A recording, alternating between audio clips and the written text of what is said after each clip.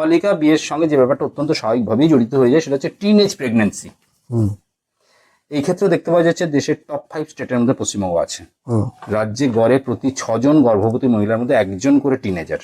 একজন স্বনামধন্য চিকিৎসক হিসেবে আপনার কাছে যেটা প্রশ্ন সেটা হচ্ছে টিনেজ প্রেগন্যান্সি এবং টিনেজ মাদারহুড একটা মেয়ের জীবনে কতটা ক্ষতি সাধন করে এবং কি কি। এই সমস্যাটা তোমার সমস্যার গোড়ায় আসতে হবে।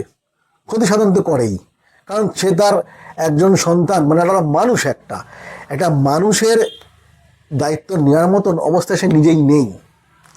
সে অ্যাক্সিডেন্টালি ব্যাপারটা ঘটনা ঘটে গেছে, সে দায়িত্বটা সে জেনে শুনে নেয়নি, পরে সে দায়িত্ববোধ নিয়ে নিমন্ত্রণ করে ব্যাপারটার মধ্যে ঢোকেনি, অ্যাক্সিডেন্টাল। এটা তো সমস্যা, বিরাট প্রবলেম তার মধ্যে তৈরি হবে, কিছু করার নেই।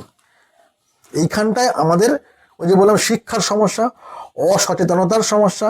আমাদের দেশে এমনিতেই তো শিক্ষা নেই, অ্যাওয়ারনেস নেই, আর তার থেকে অনেক বেশি নেই সেটা হলো যৌন শিক্ষা, সেক্সুয়াল এডুকেশন। এত বেশি সেক্সুয়াল আনএওয়ার আমাদের জাতি, তার জন্য আমাদের প্রতি পদে পদে সমস্যা পড়তে হয়।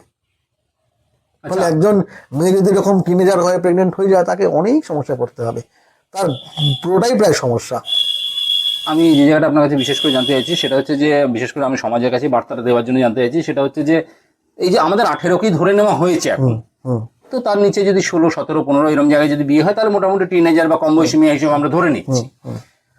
তো সেই বয়সে সেরকম বয়সে বিয়ে করলে ভেতরে যে শারীরিক যে মানে আমাদের অ্যানাটমির যে ব্যাপারটা সেটা কতটা ক্ষতি সাধন করে চাইল্ডহুড মানে না, দেখো সেটাও নির্ভর করে সময় অনুপাতে।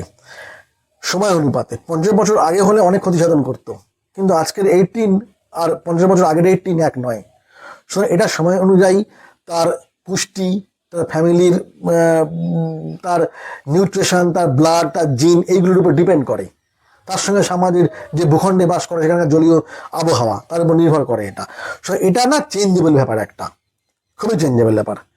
একটা 18 বছর মানেই শহরে একরকম, গ্রামে একরকম, 50 বছর আগে একরকম, 50 বছর পরে একরকম। হ্যাঁ, এই যে তফাৎগুলো হয়ে যায় সেটা নির্ভর করে তার শারীরিক অবস্থার উপরে। এবার এই শারীরিক অবস্থায় মেয়েদের মধ্যে যেটা অত্যন্ত প্রবণতা বেশি দেখা যায় সেটা হচ্ছে অ্যানিমিক টেন্ডেন্সি, যেটা এই টিনেজ প্রেগন্যান্সির ক্ষেত্রে একটা বিরাট বড় সমস্যা হয়ে দাঁড়ায় ক্যারেজ করা অথবা ডেলিভারি দেওয়া দুটোর ক্ষেত্রেই। এবার আপনি চিকিৎসক হিসেবে আপনার যে অভিজ্ঞতা আপনি দেখেছেন, এবং আমরা জানি যে আমাদের এখানে যা তথ্য পাচ্ছি আমরা সরকার এনজিওর কাছ থেকে যা তথ্য পাচ্ছি, তাতে বাংলার অন্তত 40 থেকে 50% মেয়ে রীতিমতো অ্যানিমিয়ায় ভোগে।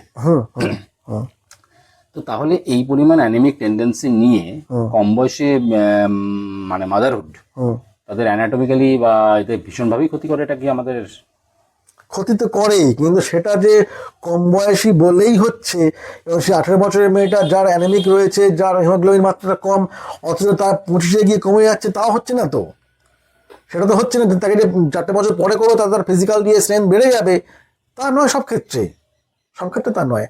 ওই যে বললাম, এর পেছনে অনেক কারণ আছে। তার নিজস্ব জিনটাকে ভাবতে হবে। সেও তো কারো সন্তান, সে কোন বয়সে সন্তান, তার ভেতরে কি কতটা তার নিউট্রিশন তৈরি হয়েছে, তার জিন কতটা স্ট্রং, আমাদের পুরো লাইনেজটাকে দেখতে হবে।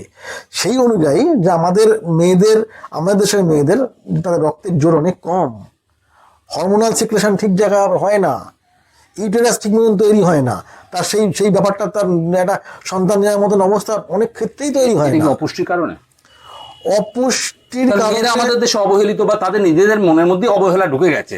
মেয়ে হয়ে বিশেষ খাওয়া দাওয়ার দরকার নেই, বিশেষ যত্ন নেই। আমাদের চিকিৎসা অনুযায়ী শুধুমাত্র অপুষ্টির কারণে নয়, শুধুমাত্র অপুষ্টির কারণে ঠিক না, অপুষ্টিটা আছে, কিন্তু এমন অনেক ফ্যামিলি দেখবে তারা কিন্তু অপুষ্টি নেই, খুব হেলদি ফ্যামিলি, খুব সচ্ছল পরিবার, তাও তার মধ্যে এরকম রয়েছে। কারণ ভেতরে তার বাবা মার থেকে রোগটা এসছে। তার দাদু হয়তো একসময় অপুষ্টি প্রচন্ড কাটিয়েছে, অনেক অনাহারে দিন কেটেছে, সেই জিনটা থেকে যায়, সেই প্রভাব থেকে যায়। ফলে পরবর্তীকালে তার মধ্যে স্ট্রেংথ কম, তার পরিবারে ডিবি ছিল, ক্যান্সার ছিল, আর বিভিন্ন কঠিন রোগ ছিল, তার রক্তের জোর কম, তার মধ্যে এখন তার সন্তান, সে এখন মানুষ হয়েছে ভালোভাবে, কিন্তু অনেক রকম জিন ঘটিত রোগ তার মধ্যে রয়েছে, তারও সমস্যা হবে।